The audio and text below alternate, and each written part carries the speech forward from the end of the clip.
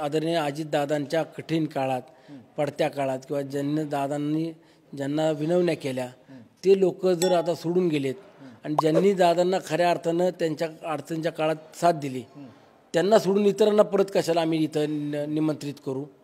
आहेत आमच्याकडे, त्यांना तर पहिली संधी देऊ द्या. आमच्याकडचेच आज 25-30 जण लाईनमध्ये आहेत.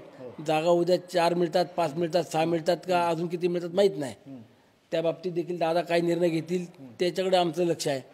पण आम्हाला ज्यांनी दादांना साथ दिली त्यांना पहिलं स्थान दिलं पाहिजे आणि नंतर मग बाकीचा विचार होईल. निवडणूक जर लढण्याची वेळ आली तर मी स्वतः निवडणूक लढवेल. माझ्या सहकाऱ्यांना थांबा म्हणून सांगेल. पण जर बिनविरोध करायची वेळ आली तर मी त्या गटातून माघारी घेईन. माझ्या सहकार्याला मी तिथं संधी देईन. 3 महिन्यापूर्वी मला सगळ्यांनी एकत्रितपणानं गाठण्याचं किंवा खिंडीत पकडायचं काम केलं. आता ते ठीक आहे, झालं ते झालं. आता त्यात आपल्याला जायचं नाही. पण आता सहकार क्षेत्रातली संत तुकाराम साखर कारखान्याची निवडणूक आहे. या निवडणुकीत आपण युतीचा धर्म पाळला पाहिजे. आपण सर्वांनी बरोबर गेलं पाहिजे. आपण तालुका कसा एक संघ राहील, कशा आपण विचाराने एकत्र राहू हे आपण आता पाहायला पाहिजे. ही जे आज बोलतायत यांना देखील मला हे सांगायचं आहे, हीच भूमिका उद्या गाव गाड्यामध्ये ग्रामपंचायतीच्या निवडणुका होताना देखील ठेवली पाहिजे.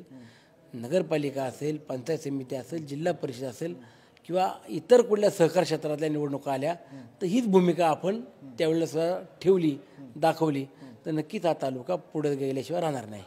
तर मला काय असं कोणाला टार्गेट करून निवडणूक करायची नाही आहे. आदरणीय अजितदादा, आदरणीय नानासाहेब नवले असतील, आदरणीय शिंदेसाहेब आणि मुख्यमंत्री फडणवीस साहेब या सर्वांचीच गरज या कारखान्याला आहे. खासदार श्रीरंगाप्पांची गरज या कारखान्याला आहे. त्यामुळे हे सगळ्यांना बरोबर घेतलं तर तो कारखाना टिकेल, चालेल आणि मोठा होईल. जे ऊस उत्पादक आहेत किंवा ज्यांनी अर्ज उमेदवारीचे भरलेले आहेत त्या सर्वांचीच भूमिका मी त्या ठिकाणी मांडलेली आहे.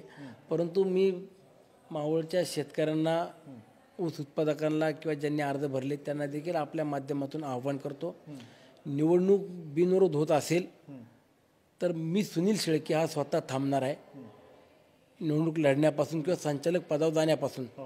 तर तीच भूमिका तुम्ही सर्वांनी ठेवली पाहिजे. उद्या सामोपचारानं प्रत्येकाला कुठं ना कुठं संधी कशी मिळेल हे त्या पक्षातले प्रतिनिधी किंवा प्रमुख नेते नक्की विचार करतील.